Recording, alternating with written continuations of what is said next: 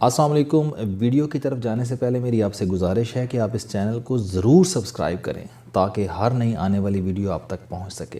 وہ اللہ سے لڑ رہا تھا۔ بچپن میں کسی نجومی نے اسے بتایا تھا کہ وہ 70 سال کی عمر پائے گا۔ اس نے نجومی کی بات سنی اور بڑے دعوے سے جواب دیا، میں تمہیں 150 سال تک زندہ رہ کر دکھاؤں گا۔ نجومی نے حیرت سے سیاہ فام نوجوان کی طرف دیکھا۔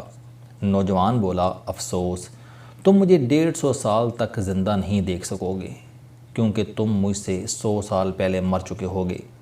نجومی نے اس بے وقوفانہ دعوے پر کہکا لگایا اور منہ دوسری طرف پھیر لیا۔ ہم اگر آج اس کی زندگی کا تجزیہ کریں تو یہ ہمیں 2 حصوں میں نظر آتی ہے، ایک قدرت کے فیصلوں کا انکار اور دوسرا موسیقی۔ وہ دنیا موسیقی کا شہنشاہ تھا۔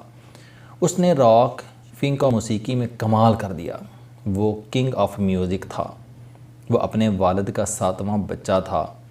یہ سیاہ فام خاندان تھا اور یہ بھی دوسرے سیاہ فام خاندانوں کی طرح برسوں سے جسمانی، ذہنی اور روحانی غلامی سے آزادی کی کوشش کر رہا تھا۔ 20ویں صدی کی 5ویں دہائی میں امریکہ کے غلاموں کو تھوڑی تھوڑی آزادی ملنا شروع ہوئی تو انہوں نے سیاہ فام آقاؤں کے ان پسندیدہ اور محبوب شعبوں کا انتخاب کیا جن سے یہ لوگ امریکی معاشرے میں وقار بھی حاصل کر سکتے تھے اور سفید فام آقاؤں سے بدلہ بھی لے سکتے تھے۔ چنانچہ لوگ موسیقی اور رہبانیت میں جانے لگے۔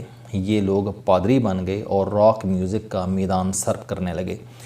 اس دور میں اس کے بڑے بھائیوں نے بھی ایک چھوٹا سا بینڈ بنا لیا۔ یہ لوگ کلیساؤں کے سامنے، ریلوے اسٹیشن اور ڈاؤن ٹاؤن میں کھڑے ہو جاتے، میوزک بجاتے، گاتے، ڈانس کرتے اور لوگ ان کے فن کی داد دیتے۔ یہ لوگ چھوٹے بڑے سٹیج پر پرفارم بھی کرتے تھے اور انہوں نے اپنا ایک البم بھی بنایا اور ان کے ایک گانے آئی وانٹ یو بیک نے 1969 میں مقبولیت بھی حاصل کر لی، لیکن اس کے باوجود یہ بینڈ صف اول میں شامل نہ ہو سکا۔ ننھا گلوکار اس بینڈ میں تنبورا اور بونگو بجاتا تھا۔ اس کے ذہن میں بے شمار آئیڈیاز آتے تھے۔ وہ ان آئیڈیاز کو عملی شکل بھی دینا چاہتا تھا، لیکن وہ اپنے بڑے بھائیوں اور والد کے جبر کا شکار تھا۔ اس کے والد اسے بری طرح تشدد کا نشانہ بناتے تھے، جبکہ وہ اپنے 6 بڑے بھائیوں کا چھوٹا تھا۔ وہ اس سے ذاتی ملازم جیسا سلوک کرتے تھے۔ اس فضا میں اس کے آئیڈیاز گھٹ گھٹ کر مرنے لگے تھے۔ وہ جینیس تھا۔ وہ تخلیق کے جوہر سے شہرگ تک بھرا ہوا تھا، اور یہ حقیقت ہے کہ ایسے لوگ زیادہ دنوں تک دوسروں کے ماتحت نہیں رہ سکتے۔ چنانچہ اس نے بھی ایک دن بھائیوں کی غلامی کا طوق اپنے گلے سے اتار دیا۔ وہ جیکسن 5 سے الگ ہو گیا اور اس نے امریکہ کے مشہور موسیقار کوئنسی جونز کے ساتھ مل کر اپنا پہلا سولو البم آف دی وال لانچ کر دیا۔ یہ البم 1978 عیسوی میں ریلیز ہوا تو اس کی 1 کروڑ کاپیاں فوراً فروخت ہو گئیں۔ اس البم کے 3 گانے don't stop, tell you get enough اور راک ود یو چند ماہ میں امریکی اور یورپین باشندوں کے ہونٹوں کا حصہ بن گئے اور مائیکل جیکسن موسیقی کا دیوتا بن کر پوری دنیا میں مشہور ہو گیا۔ یہ اس کی زندگی کی پہلی کامیابی تھی۔ یہ کامیابی اس کے لیے پرانی شراب ثابت ہوئی اور وہ شہرت، غرور اور تکبر کا شکار ہو گیا، اور یہی وہ دور تھا جب اس نے نیو یارک کے نجومی کو 150 سال تک زندہ رہنے کا چیلنج دے دیا تھا۔ مائیکل جیکسن کو 4 چیزوں سے نفرت تھی۔ اسے اپنے سیاہ رنگ سے نفرت تھی۔ وہ گوروں کی طرح دکھائی دینا چاہتا تھا۔ اسے گمنامی سے نفرت تھی۔ وہ دنیا کا مشہور ترین شخص بننا چاہتا تھا۔ اسے اپنے ماضی سے نفرت تھی۔ وہ اپنے ماضی کو اپنے آپ سے کھرچ کر الگ کر دینا چاہتا تھا، اور اسے عام لوگوں کی طرح 60، 70 یا 80 برس کی عمر میں مر جانے سے بھی نفرت تھی۔ وہ 150 سال تک زندہ رہنا چاہتا تھا۔ وہ ایک ایسا گلوکار بننا چاہتا تھا جو 150 سال کی عمر میں لاکھوں لوگوں کے سامنے ڈانس کرے، اپنا آخری گانا گائے، 25 سال کی گرل فرینڈ کے ماتھے پر بوسہ دے اور لاکھوں کروڑوں مداحوں کی موجودگی میں دنیا سے رخصت ہو جائے۔ مائیکل جیکسن کی آنے والی زندگی ان 4 نفرتوں اور ان 4 خواہشوں کی تکمیل میں بسر ہوئی۔ اس نے 1982 میں اپنا دوسرا البم تھرلر لانچ کیا۔ یہ دنیا میں سب سے زیادہ بکنے والا البم تھا۔ ایک ماہ میں اس کی 6.5 کروڑ کاپیاں فروخت ہوئی تھیں اور یہ Guinness book of world record کا حصہ بن گیا تھا۔ تھرلر کے 9 میں سے 7 گانوں نے میوزک چارٹ میں جگہ بنا لی تھی۔ مائیکل جیکسن اب دنیا کا مشہور گلوکار تھا۔ اس نے گمنامی کو شکست دے دی تھی۔ اس نے اس خواہش کی تکمیل کے بعد اپنی سیاہ جلد کو شکست دینے کا فیصلہ کیا۔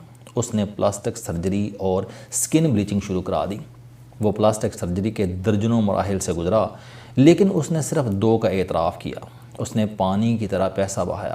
اس نے امریکہ اور یورپ کے 55 چوٹی کے پلاسٹک سرجنز کی خدمات حاصل کیں، یہاں تک کہ 1987 تک مائیکل جیکسن کی ساری شکل و صورت، جلد، نقوش اور حرکات و سکنات بدل گئیں۔ سیاہ فام مائیکل جیکسن کی جگہ گورا، چٹا اور نسوانی نقوش کا مالک ایک خوبصورت مائیکل جیکسن دنیا کے سامنے آ گیا۔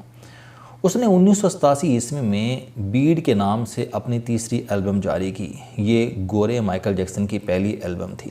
یہ البم بھی کامیاب ہوئی اور اس کی 3 کروڑ کاپیاں فروخت ہوئیں۔ اس البم کے بعد اس نے اپنا پہلا سولو ٹور شروع کیا۔ وہ ملکوں شہر شہر گیا، موسیقی کے شو کیے اور ان شوز سے کروڑوں ڈالر کمائے۔ یوں اس نے اپنی سیاہ رنگت کو بھی شکست دے دی۔ اس کے بعد ماضی کی باری آئی۔ مائیکل جیکسن نے اپنے ماضی سے بھاگنا شروع کر دیا۔ اس نے اپنے خاندان سے قطع تعلق کر لیا۔ اس نے اپنے ایڈریسز تبدیل کر لیے۔ اس نے کرائے پر گورے ماں باپ بھی حاصل کر لیے اور اس نے اپنے تمام پرانے دوستوں سے بھی جان چھڑا لی۔ ان تمام اقدامات کے دوران جہاں وہ اکیلا ہوتا چلا گیا، وہاں وہ مصنوعی زندگی کے گرداب میں بھی پھنس گیا۔ اس نے خود کو مشہور کرنے کے لیے ایلس پریسلے کی بیٹی لیزا میری پریسلے سے بھی شادی کر لی تھی۔ اس نے یورپ میں اپنے بڑے بڑے مجسمے بھی لگوا دیے اور اس نے مصنوعی طریقۂ تولید کے ذریعے ایک نرس ڈیبی رو سے اپنا پہلا بیٹا پرنس مائیکل بھی پیدا کر لیا۔ ڈیبی رو کی بطن سے اس کی بیٹی پیرس مائیکل بھی پیدا ہوئی۔ اس کی یہ کوشش بھی کامیاب ہو گئی اور اس نے بڑی حد تک اپنے ماضی سے بھی جان چھڑا لی۔ لہٰذا اب اس کی آخری نفرت یا خواہش کی باری تھی اور وہ 150 سال تک زندہ رہنا چاہتا تھا۔ مائیکل جیکسن طویل عمر پانے کے لیے دلچسپ حرکتیں کرتا تھا۔ مثلاً وہ رات کو آکسیجن ٹینٹ میں سوتا تھا۔ وہ جراثیم، وائرس اور بیماریوں کے اثرات سے بچنے کے لیے دستانے پہن کر لوگوں سے ہاتھ ملاتا تھا۔ وہ لوگوں میں جانے سے پہلے منہ پر ماسک چڑھا لیتا تھا۔ وہ مخصوص خوراک کھاتا تھا اور اس نے مستقل طور پر 12 ڈاکٹر ملازم رکھے ہوئے تھے۔ یہ ڈاکٹر روزانہ اس کے جسم کے ایک ایک حصے کا معائنہ کرتے تھے۔ اس کی خوراک کا روزانہ لیبارٹری ٹیسٹ بھی ہوتا تھا اور اس کا سٹاف اسے روزانہ ورزش بھی کراتا تھا۔ اس نے اپنے لیے فالتو پھیپھڑوں، گردوں، آنکھوں، دل اور جگر کا بندوبست بھی کر رکھا تھا۔ یہ ڈونرز تھے جن کے تمام اخراجات وہ اٹھا رہا تھا اور ان ڈونرز نے بوقت ضرورت اپنے اعضاء اسے عطیہ کر دینا تھے۔ چنانچہ اسے یقین تھا کہ وہ 150 سال تک زندہ رہے گا۔ لیکن پھر 25 جون کی رات آئی۔ اسے سانس لینے میں دشواری پیش آئی۔ اس کے ڈاکٹرز نے ملک بھر کے سینئر ڈاکٹرز کو اس کی رہائش گاہ پر جمع کر لیا۔ یہ ڈاکٹرز اسے موت سے بچانے کے لیے کوشش کر رہے تھے، لیکن ناکام ہوئے تو یہ اسے ہسپتال لے گئے اور وہ شخص جس نے 150 سال کی منصوبہ بندی کر رکھی تھی، جو ننگے پاؤں زمین پر نہیں چلتا تھا، جو کسی سے ہاتھ ملانے سے پہلے دستانے چڑھا لیتا تھا، جس کے گھر میں روزانہ جراثیم کش ادویات چھڑکی جاتی تھیں اور جس نے 25 برس تک کوئی ایسی چیز نہیں کھائی تھی جس سے ڈاکٹروں نے اسے منع کیا تھا، وہ شخص 50 سال کی عمر میں صرف 30 منٹ میں انتقال کر گیا۔ اس کی روح چٹکی کے دورانیے میں جسم سے پرواز کر گئی۔ مائیکل جیکسن کے انتقال کی خبر گوگل پر 10 منٹ میں 8 لاکھ لوگوں نے پڑھی۔ یہ گوگل کی تاریخ کا ریکارڈ تھا اور اس ہیوی ٹریفک کی وجہ سے گوگل کا سسٹم بیٹھ گیا اور کمپنی کو 25 منٹ تک اپنے صارفین سے معذرت کرنا پڑی۔ مائیکل جیکسن کا پوسٹ مارٹم ہوا تو پتہ چلا کہ احتیاط کی وجہ سے اس کا جسم ڈھانچہ بن چکا تھا۔